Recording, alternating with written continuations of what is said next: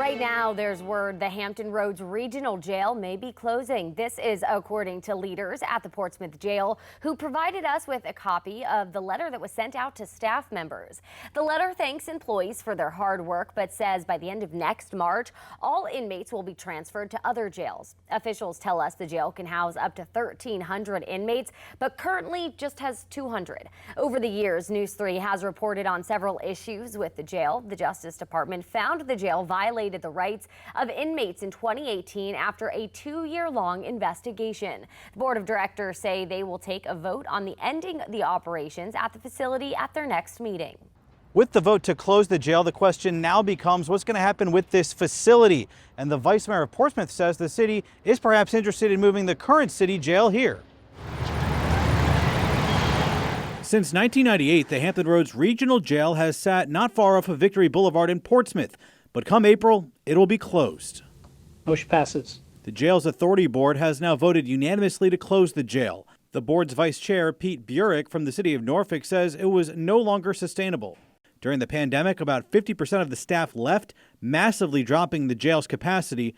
There are now only about 200 inmates here. Well, we've suffered from staffing challenges and decreased inmate populations over the years, and the 5 jurisdictions have felt that it's no longer in our all best interest to sustain the operation. The jail originally opened primarily to help with jail overflow demands, but the sheriffs of Norfolk, Portsmouth, Newport News, Hampton, and Chesapeake now say they can handle the populations on their own. Still, many of the inmates who come here have mental health issues, and in September, 62% of the inmates were on psych meds. Yep. We've had conversations with all the sheriffs, and they feel that they can support the needs of all the inmates that will be coming back to their custody. The jail is also under scrutiny from the Department of Justice following inmate deaths at the jail, and in recent years has had to offer more medical and mental health staff. I think we did everything in their will to be compliant. The jail will hold a job fair to help impacted deputies and employees find new jobs, about 150 people. But as for the site's future, Portsmouth Vice Mayor Lisa Lucas-Burke says the city has their sights on potentially moving the current city jail here. It is a big space, and it's definitely going to have to be an agreement with all the member jurisdictions. So Portsmouth wants to be at the front because this is our city, and we do need a jail. That would allow them to redevelop the waterfront property where the current jail sits into something else, which has long been talked about in the city. We want to be able to develop our downtown waterfront to something beautiful, and this is the opportunity for us to capitalize on that option. The Jail Authority Vice Chair says they are exploring their options. As for now, they start to wind down operations here. In Portsmouth, Brendan Ponton, News 3.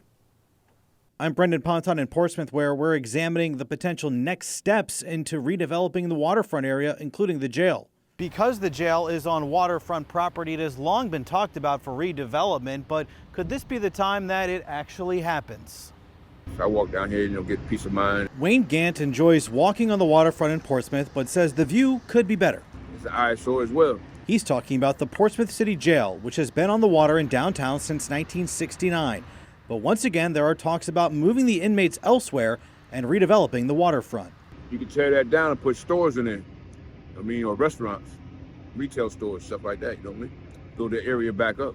Last week, the Authority Board of the Hampton Roads Regional Jail voted to close that jail, which is also in Portsmouth, by April 1st. And Portsmouth Vice Mayor Lisa Lucas-Burke says the city is eyeing the property to potentially make it into the city jail. We've been looking to move our jail or to clean off our waterfront property for quite some time. And so this is an opportunity for us to at least look at this as an option. Still, details need to be worked out. The board's vice chair last week said he didn't have an assessed value for the property, although the city's real estate assessor has put its value at more than $131 million.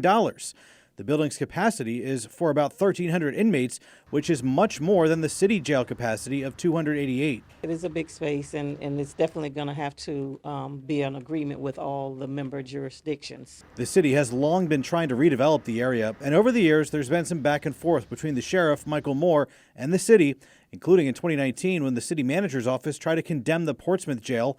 That led to the sheriff suing. The city council later voted to drop the case in 2021, and the jail has remained open. In this year's city budget, the city is also spending $125,000 to examine moving the city jail. As for the regional jail site, the authority's vice chair says they're still working out what to do with it. The board is exploring options. We don't have a final plan for that yet, but we are exploring options. That is the board's responsibility still. as after years of discussion, the waterfront area here could one day look much different. In Portsmouth, Brendan Ponton, News 3.